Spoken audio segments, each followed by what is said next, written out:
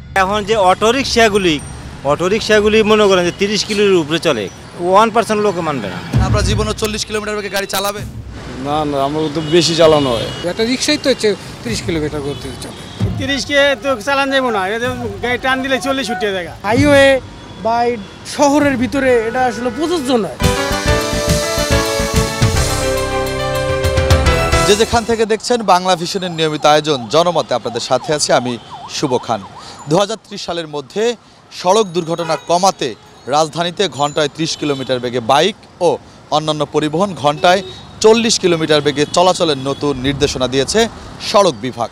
এই নতুন নিয়মটি কতটুকু কার্যক্রম হবে রাজধানীতে, এ বিষয়ে জানবো মোটরযান চালকদের কাছ থেকে।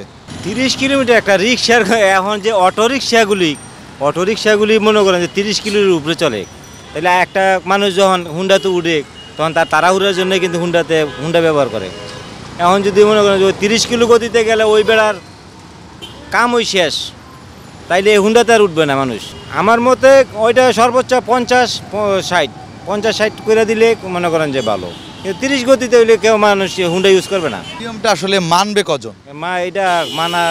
এটা কি 1% লোকে মানবে না, 1% লোকে মানার মতো না। আরও দুর্ঘটনা বাড়বে, আরও অ্যাক্সিডেন্ট হবে বেশি।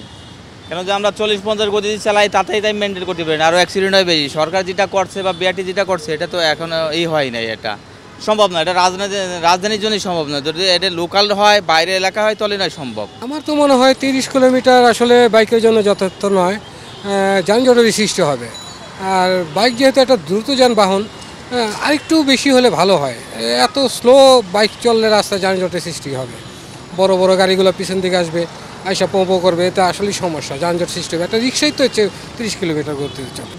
বাইকের উপরে যদি শুধু নিষেধাজ্ঞা দেওয়া হয় যে বাইক শুধু ঘন্টায় 30 কিলোমিটার চলবে, বাইকের পাশাপাশি দেখেন বাস চলে, সিএনজি চলে, সব কিছুই চলে। আর বাইক একটা ওভারটেক করতে গেলেও কিন্তু বাস পিছনে আইতে আছে 50 কিলোমিটার বেগে, তা 30 কিলোমিটার বেগে চললে তা ও পিছন দিয়ে এমনিতেই অটো ধাক্কা দিয়ে ফেলাই দেবে।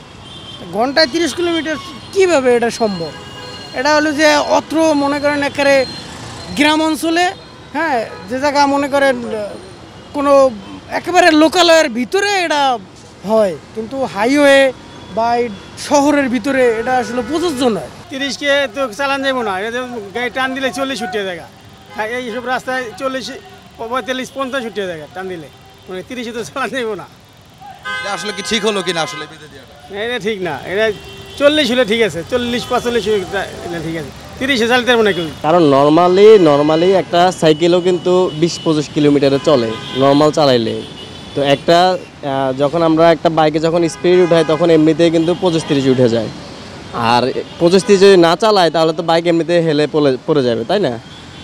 আর একটা গাড়িতে এত কম স্পিডে চালানো যায় না, তাই না? এখন আমি কমে চালাইলাম, কিন্তু পিছনে অন্য গাড়িগুলা স্পিডে চালাইলো, হয় না আসলে এভাবে। আপনার জীবনে 40 কিলোমিটার বেগে গাড়ি চালাবেন? না না, আমার তো বেশি চালানো হয়। এই যে দুর্ঘটনা কমানোর জন্য এটা নিয়ম বেঁধে দিচ্ছে, আদৌ কি এই নিয়ম রাজধানীতে কেউ মানবে? হ্যাঁ, মানবো না, কে দুর্ঘটনা করলে নিয়ম মানবো না।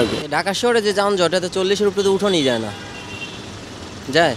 দেখেন না আপনারা, সবসময় যানজট লেগেই থাকে, তাইলে তো 40-এর উপরে উঠোনই যায় না। না, এটা অবশ্যই প্রয়োজনীয়, কারণ রাজধানীতে এমনিতে অনেক ট্রাফিক, এইখানে তারপরে সঠিক লেন কেউ মেনটেন করে না।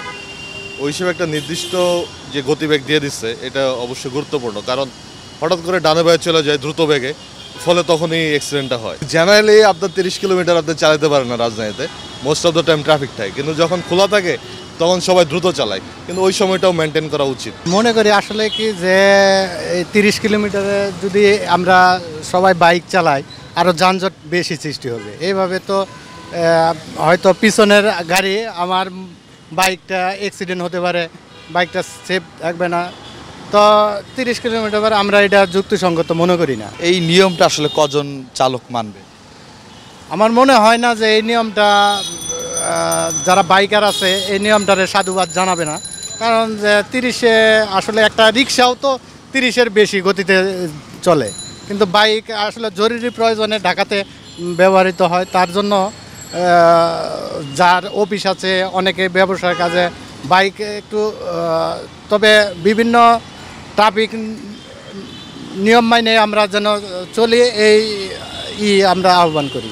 এটা তো সড়ক দুর্ঘটনা বাড়বে, ঠিক আছে, এমনকি মনে করেন যে এত তো চালায় না কেউ। ঢাকার মধ্যে তো এমনিতে আপনার জোরে টানা যায় না গাড়ি, তারপরে 30 কিলোমিটার ঘন্টায় এটা খুব একটা খারাপ করে নাই, এটা ভালো, সবার জন্যই ভালো।